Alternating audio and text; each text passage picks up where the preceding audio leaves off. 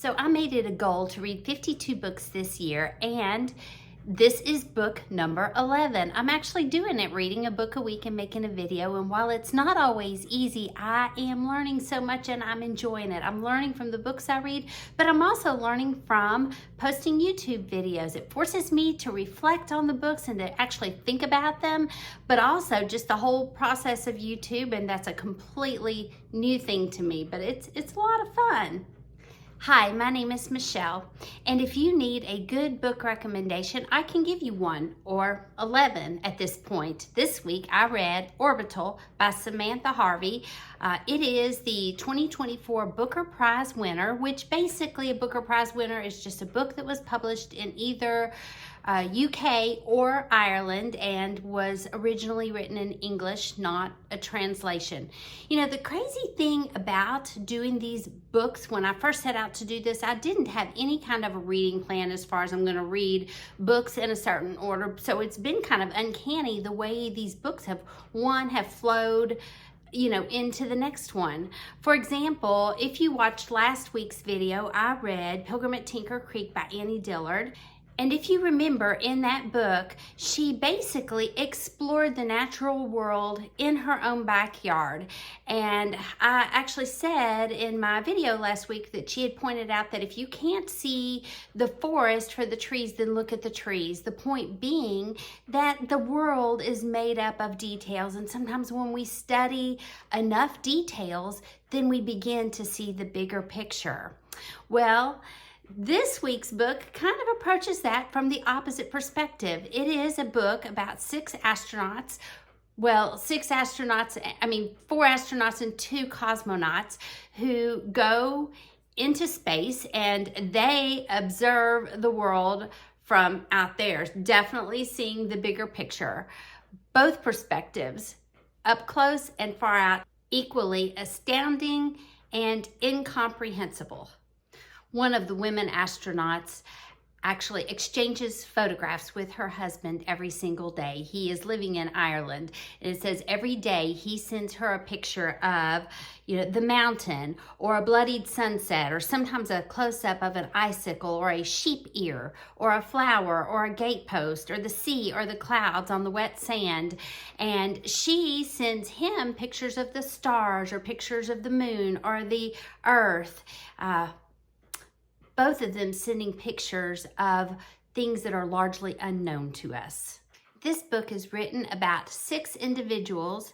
There are 2 cosmonauts from Russia, an astronaut from the United States, from Italy, from Japan, and from England. And the book basically covers the span of a 24-hour period. It's a day in the life of these astronauts. And basically, the space station orbits the Earth 16 times in a 24-hour period. And if you don't feel like doing the math, each orbit is about 90 minutes. So the book is 16 chapters, one for each orbit. And it's basically, I guess, on a surface level about their daily lives, the things that they do. I never thought about the fact that they have to work out a lot. They work out for 2 hours every day because otherwise their muscles begin to atrophy, and there's no gravity, no pressure on just walking and stuff. They don't do that. So they have to really work out a lot to keep that from happening. But it's also, they do experiments and they are constantly poked and prodded, and they would say that they are basically lab rats. That's by their own admission. Everything is collected from them, their urine, their saliva, their blood. They're just trying to see what the effects are on the human body of being out in outer space. They have to every day answer questions about their mood, their appetite, just how they're feeling in general. And they know that the work that they're doing is making it possible for future astronauts to be able to go beyond the space station, to be able to go to the moon or maybe one day to Mars. They are kind of, like I said, the lab rats for this. The book, the author says, they are data, above all else that, a means and not an end. It says it was never really about them, and it is not about them. It's not about what they want or what they think or what they believe. As it happens in the course of this book, in the course of this day, there are 4 astronauts that are making their way to the moon. And it says the 6 here might or might not dream this dream too. You know, some of them might want to go to the moon, but it doesn't matter whether or not they dream it, as long as they play their parts and comply. And they do this gladly, day in and day out. They measure their grip. They sleep with their chests constricted by straps and monitors which hamper the breath. They scan their brains. They swab their throats. They pull the syringe from their overused veins. All of this gladly. It is really surprising how little I have thought about what life on the space station must be like. My mind just doesn't go there. My feet and my thoughts are pretty well firmly planted right here on this ground, but this book really did spark a lot of curiosity. I actually went online and took a virtual tour of the space station, and it was just interesting to read about what a daily schedule might look like for astronauts who are living on the space station, and just to think about, I guess, some of the things you never think about. For example, like what happens to, you know, they can't just throw things away. Everything has to be stored, whether it's just little scraps of paper or, you know, even using the bathroom. After you use the bathroom, what happens to their waste? You know, you can't just flush it. I was like, yeah, I'll let you read that part. But like toothpaste, they swallow their own toothpaste because you can't. In fact, in one part, it's talking about one of the astronauts gets word that her mother has passed away, and she and one of the other astronauts are talking about this, and in the process he actually shed some tears. He begins to cry, but his tears float up and they reach out and catch the tears because they have to be very fastidious about not letting any liquids escape into the air. So yeah, just things like that. It was interesting on a surface level. But I have to say, initially, I did not love this book. When I'm reading fiction, there are 2 things that I really look for. One of those is a plot, a good plot.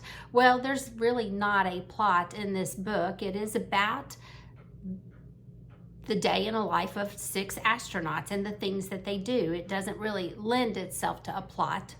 The other thing I really like is really good character development. I like to love my characters. But, you know, this book is not really long, and it's difficult to develop the characters of 6 individuals in a short book, I guess. And then I realized that really the book is, I guess, about them on a surface level, but it's really not about them. The book explores some very deep themes, like what it means to be human, how it is that we live on the earth, how it is that we have related with each other, and how we have created boundaries. For example, when, you know, out in space, you can look at the earth and it's just one ball. There, you know, really, other than a few natural made barriers like mountains and rivers, you don't see boundaries, no countries. I mean, those are things we've created. So it's about how we relate with each other and about just what it means to be human. Like, how did we end up here? And how did our earth end up here? And what is the future of the earth, particularly in light of, you know, some of the ways that we abuse the earth? So all of these are questions that it explores, and these 6 astronauts are sort of the vehicle to take us there, to be able to look at the earth and to be able to think about these questions, these thoughtful questions. And, you know, I guess a thoughtful reading of this book will encourage you to ask these questions. It doesn't answer them for you, it just encourages you to think about them. I think it was so interesting to read this book back to back with the book that I read last week, to see a look at the natural world from 2 different perspectives, one up close and one far back. If you're interested in hearing more about Pilgrim at Tinker Creek, I will leave my video to that linked above in the cards. On another note, I have seen reports that our real live NASA astronauts, Butch Wilmore and Suni Williams, are returning home after an extended, more so than they thought, stay on this International Space Station. So we look forward to getting them back to Earth, and I want to say thank you to them for their service and welcome home.